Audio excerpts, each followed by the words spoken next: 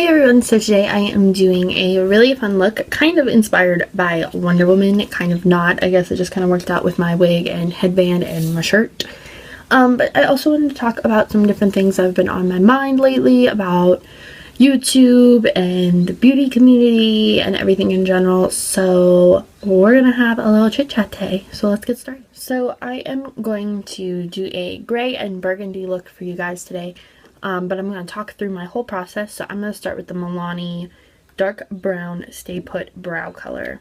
And it just looks like this. It's number 5. And I don't know if this is going to be dark enough with the wig. I think it will be. It's a lot darker, like once you actually dig through the top layer. So I'm going to take a little of this on the little brush that it comes with. Start filling them in. Let me get my mirror. So I wanted to talk to you guys because I've been watching a lot of videos lately of different people's story times or talking about stuff, and there's been some drama going on with different people in the beauty community. I'm gonna pull this back a little bit. Not really like the smaller YouTubers, but some of the bigger ones. And I've noticed for some reason it's usually like the American YouTubers are like the ones who like live in LA, and I don't know if that has something to do with it, but I've just been noticing like a lot of people coming out and saying, you know, this person's all nice on camera, but once you meet them in person, they're not very nice, they're really rude, they just kind of want to take the picture and get over it kind of thing. And I know there's a lot of hate in the beauty community, like with each other. Like, I know Jeffree Star is always a big topic because he blocks people a lot and whatever. I think it's your prerogative who you want to block. I mean, I think sometimes that he definitely says some things that are unnecessary, but you know, I think he makes good makeup and whatever. So just talking from a business point, I like him, but like, I don't know him personally, so I can't really say anything about it. I know he really is just like brutally honest sometimes, and people don't always appreciate that. But anyway, I know people have said he's not very nice to me in person. I know there's a lot of stuff going on with Nikita Dragon right now, and like Patrick Starr, I know is a big one that's always getting talked about, and Laura Lee and Manny. I don't know, I don't understand why. I guess it's partially because of the people who watch them and also like how many subscribers they have, but I don't understand as a person who, like, we all started with 0 on YouTube. Like, everybody starts with 0 subscribers on YouTube. You start with 0 followers on Instagram, and you know, you all start from, everyone starts from the same playing field. I don't understand how like you can get up to the point that you think that you suddenly are better than everyone else because you have 1 million followers. Like, great, you have more people who enjoy your content right now, but in 6 months somebody else could come along and their channel could explode, or you know, all your subscribers could decide, I'm not really interested in your content anymore, and they could go watch someone else's content. And I'm just putting the rosebud salve on my lips. It's really annoying, and it makes it really hard to do makeup on YouTube and stay inspired because you see all this negativity surrounding the beauty community because of these people. And I mean, people always hate on people in the beauty community anyway. My cat's walking in the room. I'm going to use the BH Cosmetics base on my lids. But people are always hating on the internet anyway for whatever reason, no matter what you do. But it just seems like not the people who watch, but the people who are making the videos. They're the ones who are, you know, preaching positivity and, you know, loving everyone. And then they're the first ones to go start drama when the camera's off. I am going to start using Bitten from Makeup Geek on a tapered fluffy brush, and I'm going to start putting this in my crease. But I think you should just be nice to everybody, because honestly, it can take you saying something rude or being rude to the wrong person one time for your whole channel to come down. Like, you don't know who is whose kid. You don't know like who these people are when you're talking to them. Like, they could be like, I could go up to someone and be like, oh, hi, my name is Kaylin. And they could be like, yeah, whatever. Like, let's just take this picture and get it over with. And I could be like some really high up makeup person's child. And they could be like, oh, you were rude to her because you didn't know who she was or you didn't think she was important. We're pulling our contract with you. Or, you know, they're going to go and people talk. That's the thing with the internet. People talk, and there are all these like exposed channels and drama channels. And, you know, people are, I don't think they're, I know Manny MUA said something about like, I can't believe people are trying to destroy like other people's livelihoods and stuff. It's not trying to destroy your livelihood. It's trying to show people like your true colors.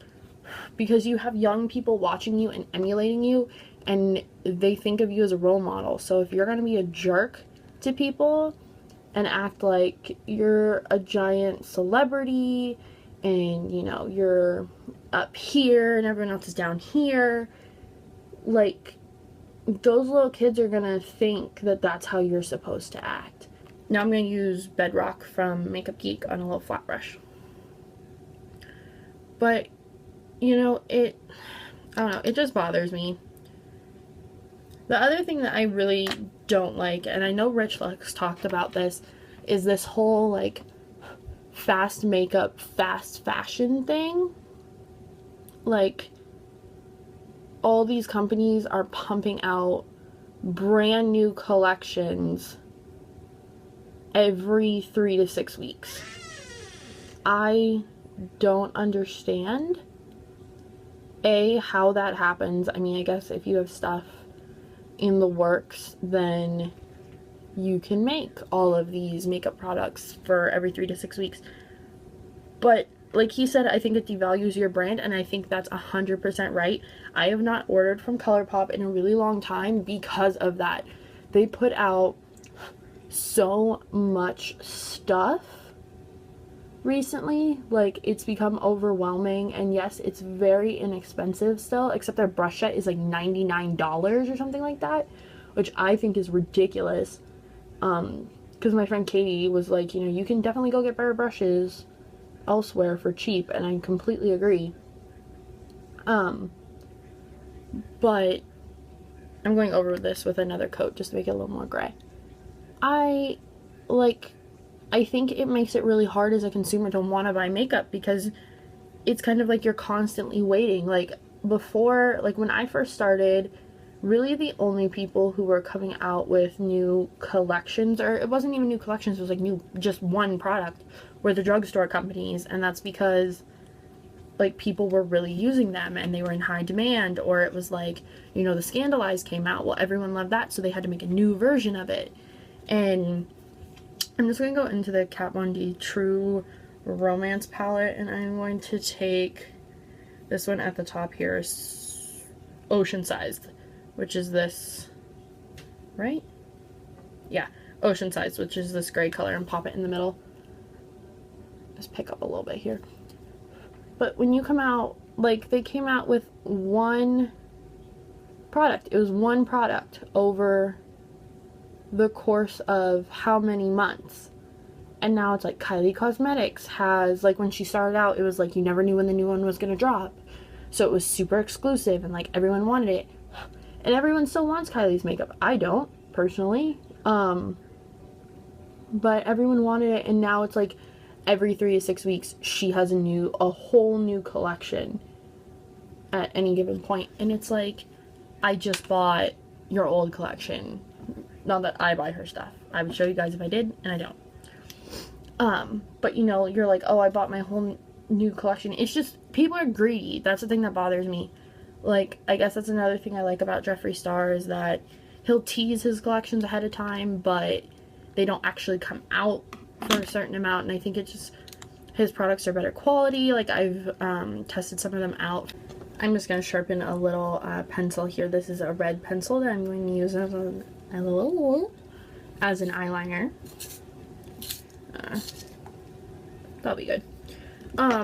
Yeah, so I don't know. That's just my 2 cents on, like, makeup brands and companies. I just wish that things would kind of go back to how they were before I started YouTube. And maybe it's because I'm on YouTube now and I'm not just so limited to the people I'm subscribed to. Like, I'm posting, I'm seeing more things on the internet. This hair just does not want to call. You know what? It's all going back. Move it out.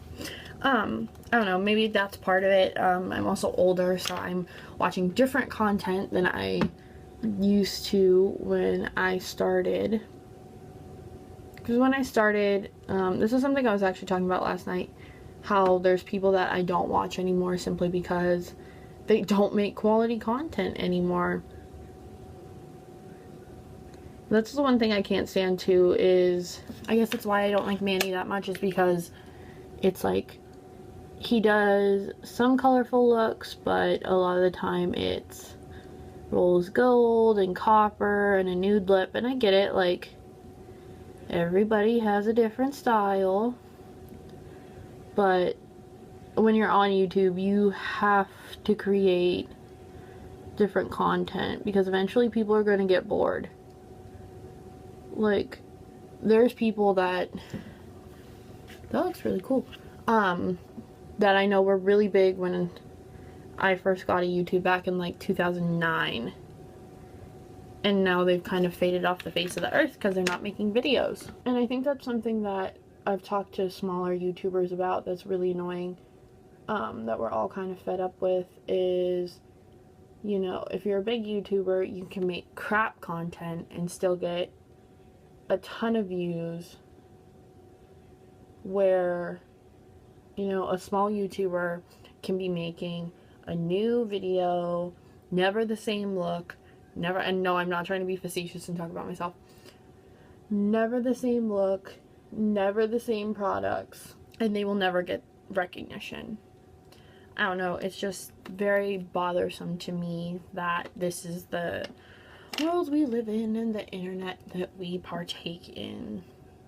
Kind of did like a squared off liner. I think it looks really cool with this eye shape. I'm just gonna put on some mascara. I'm going to use the Bronze Glow from Revlon. Looks like this on a brush here, and use it as like a highlight bronzer, all-in-one kind of thing. I don't know, it's just, it's hard doing, like, I knew when I started this that it was gonna be like an uphill battle because there's so many makeup channels, and that's fine. Like, I knew that. I didn't expect to like shoot to stardom or anything, because that doesn't happen often. Like, there's 4 or 5 people that maybe that's happened to, because there's something about them that's really special. I'm gonna use this one. This is from Lock, and this is the combo, I can't talk, collaboration they did with Tati. This is called Wildest Dreams. I really like this. It says it's matte, but I think it's just because of my lip balm underneath. I got this in a Birchbox, actually. I think I'm gonna add a little bit of this Wet n Wild Black Orchid over top, just so it's a little bit darker.